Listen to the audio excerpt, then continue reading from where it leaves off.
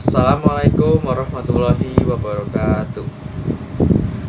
Perkenalkan, nama saya Muhammad Satun Nugroho dari jurusan Teknik Elektro, program studi S1 Teknik Elektro. Di video ini saya akan menjelaskan tentang iman, Islam dan ihsan, bab 3, mata kuliah pendidikan agama Islam dengan dosen pengampu Bapak Muhammad Rizal Ramadan. Offering E29. Berikut penjelasannya. Iman, Islam, dan ihsan, 3 pilar diakletis pembentuk karakter unggul. Pengertian iman, Islam, dan ihsan. Pengertian iman.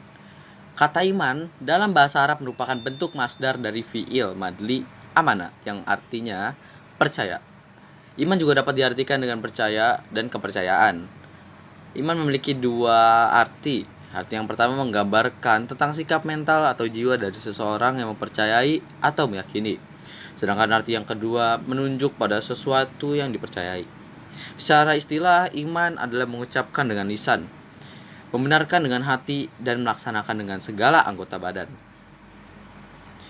Jika dikaitkan dengan Islam, iman berarti sikap mental seseorang muslim yang mempercayai pokok-pokok kepercayaan yang 6 atau yang biasa kita kenal dengan rukun iman. Menerima hal itu sebagai kebenaran yang tidak diragukan dan berperilaku serta berkata-kata sesuai dengan hal tersebut.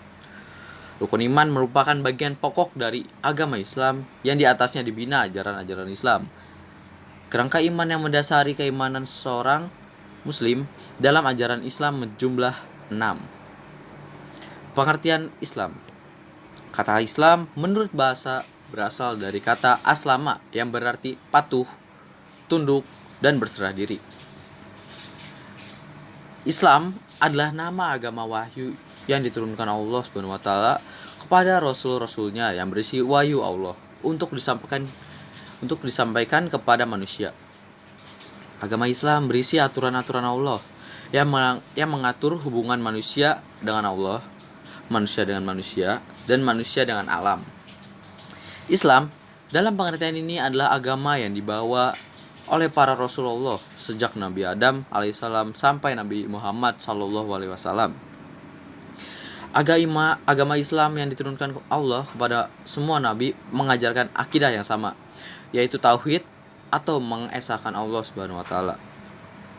Adapun perbedaan ajaran di antara wahyu yang diterima oleh nabi-nabi Allah tersebut terletak pada syariatnya yang sesuai dengan tingkat perkembangan dan kecerdasan umat pada waktu itu. Islam yang diturunkan kepada Nabi Muhammad adalah wahyu Allah terakhir yang diturunkan kepada manusia. Karena itu, agama ini sudah sempurna dan senantiasa sesuai dengan tingkat perkembangan manusia sejak masa diturunkannya 14 abad yang lalu hingga akhir peradaban manusia yang ditutup dengan hari kiamat kelak. Pengertian ihsan.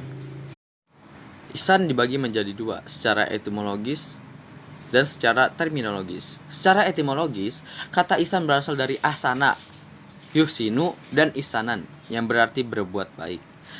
Dan secara terminologis, ihsan berarti apabila seseorang beribadah kepada Allah seolah-olah ia melihatnya. Jika ia tidak mampu melihatnya, maka ia harus yakin bahwa Allah melihat perbuatannya. Proses pembentukan iman ada 3. Fitrah ilahi, hidayah, dan ikhtiar insani. Pertama, fitrah ilahi. Maksud fitrah Allah di sini adalah ciptaan Allah. Manusia diciptakan Allah mempunyai naluri beragama, yaitu agama tauhid. Fitrah ini selamanya ada pada diri setiap manusia dan tidak mengalami perubahan. Kalau ada manusia tidak beragama tauhid, maka hal itu tidaklah wajar. Mereka tidak beragama tauhid adalah karena pengaruh lingkungan. Kedua, hidayah. Kata hidayah dalam bahasa Arab berarti petunjuk. Dipandang artinya dengan kata hudan, dilalah, atau tarik. Menurut Muhammad Abduh, hidayah adalah petunjuk halus yang membawa atau menyampaikan kepada apa yang dituju atau diingini. Hidayah memiliki macam-macam.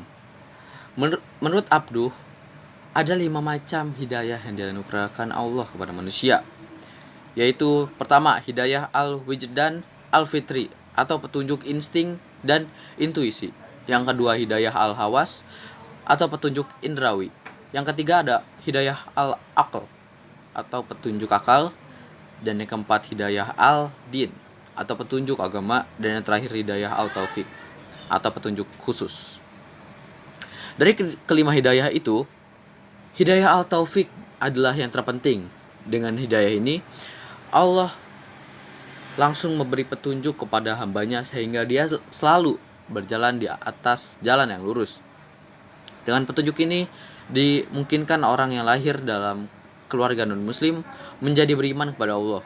Bahkan orang yang sudah muslim pun selalu memerlukan hidayah ini agar tetap selamat dalam perjalanan hidupnya.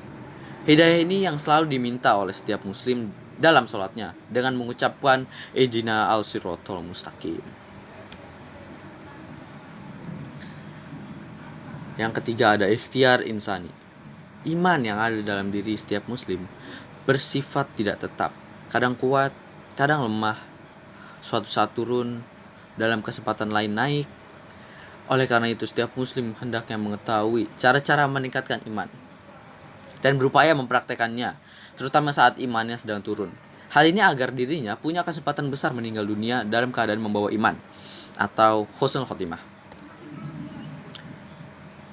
Upaya meningkatkan iman ada 3 cara. Cara pertama, penciptaan lingkungan sosial yang kondusif, zikir, tafakur, dan tadabbur, dan yang terakhir selalu ingat kematian. Cara pertama, penciptaan lingkungan sosial yang kondusif. Manusia yang dididik di lingkungan keluarga, sekolah, dan masyarakat Islam, maka fitrah tauhidnya akan tumbuh dan berkembang, sehingga jadilah ia seorang muslim. Sebaliknya, setiap orang memiliki fitrah tauhid. Namun, bila ia tinggal dan dididik dalam keluarga, sekolah, dan masyarakat bukan muslim, maka kelak ia tidak akan menjadi seorang muslim. Meskipun begitu, hal itu tidak berlaku bila Allah mempunyai kehendak lain. Tak kala Allah menurunkan hidayah pada orang tersebut, maka apapun dan bagaimanapun lingkungannya, ia pasti menjadi seorang muslim.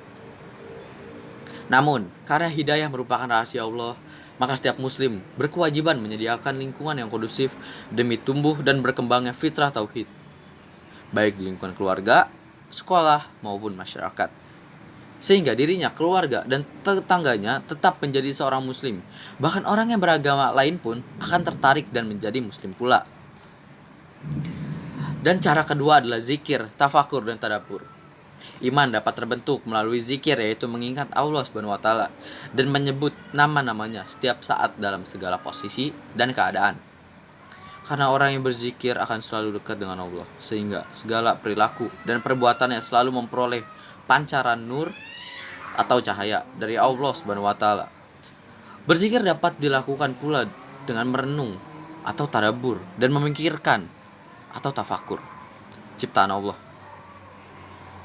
Memikirkan proses kejadian alam dan segala proses yang terjadi di dalamnya. Dengan proses ini akan tergambar di hadapan keagungan dan kehebatan Allah yang menciptakan dan mengatur semuanya. Dan cara yang terakhir adalah selalu mengingat dengan kematian.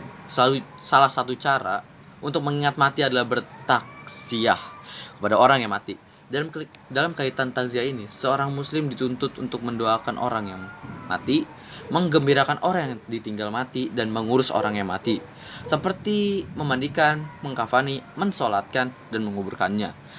Cara lain untuk mengingat mati adalah dengan ziarah kubur. Hal itu sangat dianjurkan dalam Islam, karena dengan melaksanakan aktivitas ini seorang menjadi sadar bahwa cepat atau lambat dia pun akan mati, seperti orang yang ada di dalam kubur yang hanya ditemani oleh amalnya di dunia. Bila tidak sempat berziarah kubur, maka saat lewat di kuburan, seorang muslim dianjurkan untuk mengucapkan salam kepada ahli kubur muslim yang telah mendahului mereka. Mungkin cukup sekian yang saya dapat sampaikan. Lebih kurangnya mohon maaf. Wabillahi taufiq wal hidayah. Wassalamualaikum warahmatullahi wabarakatuh.